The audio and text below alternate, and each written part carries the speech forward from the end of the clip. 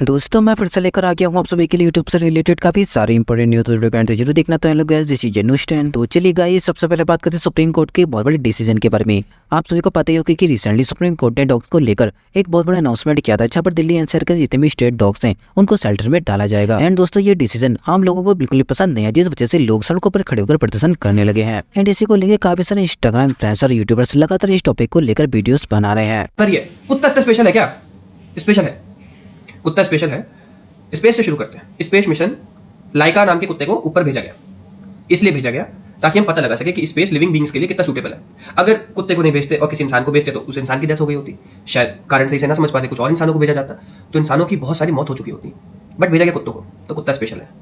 अगली बार जब कभी एयरपोर्ट पर जाओ या कभी रेलवे स्टेशन पर जाओ, जब डॉग्स को देखो ना वहाँ पे सिक्योरिटी करते हुए, तो किसी सीआरपीएफ वाले से पूछना कि कुत्ता स्पेशल है क्या, कुत्ता ही क्यों है, या भेड़ बकरियां बांध दो ना अपने पास, तब वो आपको बताएंगे कुत्ता क्यों स्पेशल है, क्यों कुत्तों को वो दर्जा मिलता है जो किसी और को नहीं मिलता।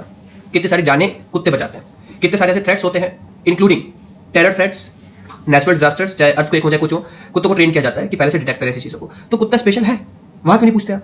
कभी आप ऐसा हुआ कि आप एयरपोर्ट पर गए और आपने वहां बकरी बंदी देखी हो और आप खुश हुए हो, या फिर कल को किसी पुलिस वाले के हाथ में आप जाके देखो और उनके हाथ में आपको खरगोश मिले, कभी ऐसा नहीं हो सकता ना। कुत्ता स्पेशल होता है भाई। और भी बहुत सारी चीजें जो कुत्ते को स्पेशल बनाती है। कुत्ता कैंसर तक डिटेक्ट कर लेता है। अब कुछ लोग मजाक लेगा तो जाके एक बार पढ़ लेना इसके बारे में। एंड दोस्तों इसी को लेकर सरा आफरीन की तरफ से वीडियो सामने, जब सरा आफरीन डॉग्स को लेकर क्या बोल रहे हैं आप खुद देख लीजिए। ये फाइट इंसान वर्सेस डॉग्स की बिल्कुल नहीं है। हम ये क्यों कंपेयर कर रहे हैं कि इंसान बेहतर है या डॉग्स बेहतर है? ये तो एक सोसाइटी का हिस्सा है। प्रॉब्लम ये नहीं है, प्रॉब्लम ये है कि हम सिर्फ बोल रहे हैं कि सेव द डॉग्स। हाउ? क्या सच में इनका लुक आफ्टर किया जाता है? क्या इन्हें खिलाया जाता है? You know how many dogs die in road accidents and how many are victims of cruelty? Research ये कहता है कि हजारों डॉग्स एक्सीडेंट में मारे जाते हैं। सिर्फ दिल्ली एनसीआर में ही 6 months में I think there are 35,000 cases and some just die out of hunger. Solution इनको हटाना या रखना नहीं है, हमें लड़ाई करनी चाहिए for the right reasons, for the right facilities. Okay, you want to take them off the road, fine, but fight for the shelter, proper medical facilities, proper food, proper care. This is the fight. Fight is not about letting the dogs be on the street or taking them off the street. You're taking off the street, fine. Let's fight for their proper care. Let's fight कि उनका shelter ठीक से होना चाहिए कि नहीं. Let's fight for उनका medical अच्छा होना चाहिए कि नहीं. That's the true fight. We're fighting for the wrong reasons. Keep the dog, take the dog.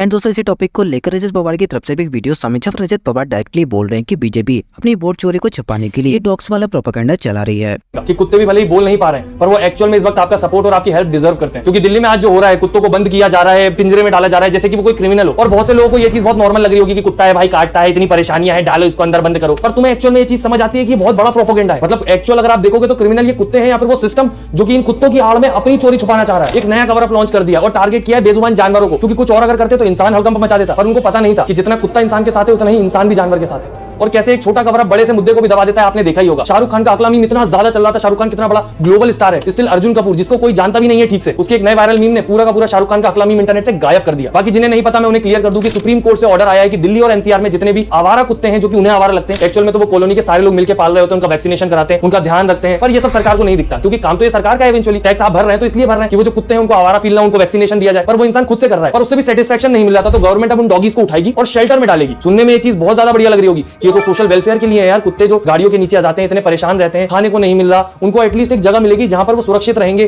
खुश रहेंगे, खाएंगे पिएंगे। पर असली स्टोरी और उसके पीछे का प्रोपेगेंडा बहुत बड़ा है, क्योंकि मैंने पहली बार देखा कि सरकार कोई काम इतनी ज्यादा तेजी से और सीरियसली कर रही है। ना कोई परमिशन, ना कोई प्लानिंग, सीधे एग्जीक्यूशन। बस एक ऑर्डर आया और पूरी मशीनरी डॉग हंटिंग पे लग गई। वैसे यही सेम स्पीड अगर आप दिल्ली के सारे रोडों के गड्ढे भरने में रखते तो जो रिक्शा वाले अपने दुख दर्द की कहानियां सुना रहे हैं वो शायद उन्हें ना सुनानी पड़ती। दोस्तों बात करते पूरब झा के बारे में। अभी रिसेंटली पूरब झा की तरफ से वीडियो सामने, जरा पूरब झा ने रिवील कर दिया कि क्या वो बिग बॉस 19 में जाने वाले हैं या फिर नहीं। So are you going big boss? नहीं भाई, नहीं जा रहा मैं big boss.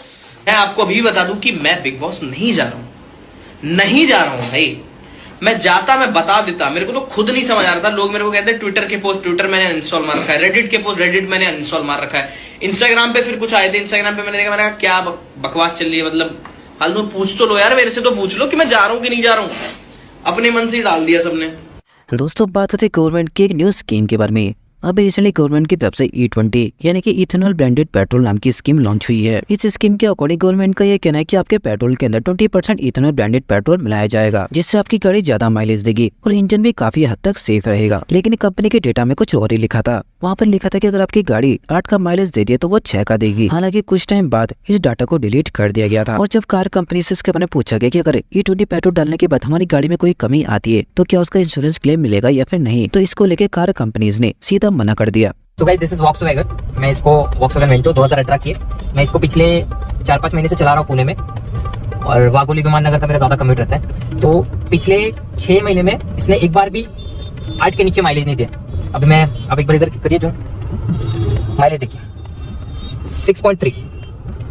6.3। The reason is E20 petrol. 4 दिन पहले E20 का अंदर पेट्रोल लगवाया था खाली टैंक पे। माइलेज ड्रॉप देखो 6.3। मैं आपको पुराने मेरे जो आए ना माइलेज उसका भी स्क्रीनशॉट अटैच करता हूँ, एक बार देखिए। नितिन गडकरी को सब लोग टैग करो, और सबको पता होना चाहिए कि E20 की वजह से गाड़ियों को कितना नुकसान हो रहा है। एक तो 15 ईयर्स वाला पॉलिसी लगा दिया, ऊपर से E20 मिडिल क्लास गाड़ी चलाए तो चलाए कैसे। भविष्य में क्या होगा मेरी गाड़ी का? तो सरकार ने आके कहा कि भाई सुनो, 20% इथेनॉल डालने के ऊपर देश में एक तो भी गाड़ी में तकरार है कि आप नाम बताइए। हम खुला चैलेंज दे रहे हैं कि एक भी गाड़ी अगर E20 यानी 20% इथेनॉल मिलाने के बाद खराब होगी ना, तो हमें दिखा दो। ब्राजील में देख लो, ब्राजील में चल रही है। ब्राजील सरकार ने साफ कह दिया कि 20% इथेनॉल मिलाने के बाद तुम्हारी गाड़ी में खुजली तक नहीं होगी। बिल्कुल लिख के ले लो हमसे। लेकिन नीति आयोग में कुछ और ही लिख रखा था इन्होंने कि भाई इथेनॉल मिलाने के बाद तुम्हें 6% फ्यूल एफिशिएंसी की दिक्कत आएगी, और E20 में मिला दिया तो फिर तो ऐसा कुछ लिख रखा है। हाँ, फिलहाल नीति आयोग की रिपोर्ट को डिलीट कर दिया है, जैसे चुनाव आयोग का डाटा डिलीट कर दिया है। डाटा क्यों डिलीट कर देते हो तुम? ये डाटा कहां चला जाता है हमारा बात पे। अब भोले भाले मत वाले लोगों ने इंश्योरेंस कंपनी से पूछा कि भाई सुनो, यदि 20% इथेनॉल मिलाने के बाद हमारी गाड़ी में कोई दिक्कत आ गई और हमारी गाड़ी मान लो E20 कंप्लायंस नहीं है, तो क्या आप इंश्योरेंस दोगे? तो इंश्योरेंस कंपनी ने कहा दोबारा शक्ल मत दिखा देना भैया, हमें नहीं पता। दोस्तों बात करते हैं क्रेजी दीप के बारे में। अभी रिसेंटली क्रेजी दीप की तरफ से एक वीडियो सामने जो कि रिसेंट टाइम में वायरल राजा गुज्जर नाम के ब्लॉगर को काफी खतरनाक तरीके से रोस्ट कर दिया है। बड़ा ही प्राउडली लगा रखा है। रिसेंटली ये स्विट्जरलैंड गए थे और वहां पे इनकी हरकतें देखो।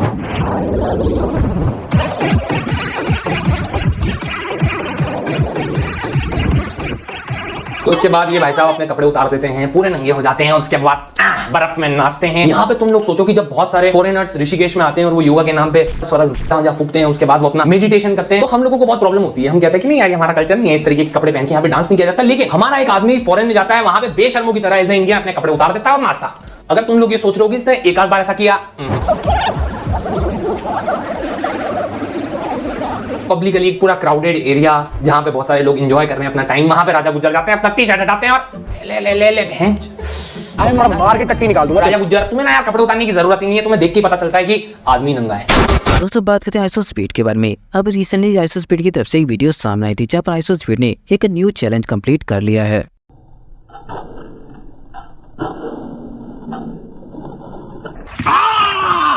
I just walked on water. Can't nobody do that. Sir, like it sub, bro. Like this video right here. दोस्तों बात करते हैं शाहरुख खान के बारे में। अब इसने शाहरुख खान एक फैन के ऊपर काफी तक गुस्सा हो गए, क्योंकि एक फैन ने उनसे सवाल पूछा था कि भाई अब उम्र हो गई, रिटायरमेंट ले लो, दूसरे बच्चे लोगों को भी आगे आने का मौका दो। तो इसके ऊपर रिएक्ट करते हुए शाहरुख खान बोलते हैं, भाई तेरे सवाल को बचपना जब चला जाए फिर कुछ अच्छा सा पूछना, तब तक टेम्परेरी रिटायरमेंट पर रहे प्लीज।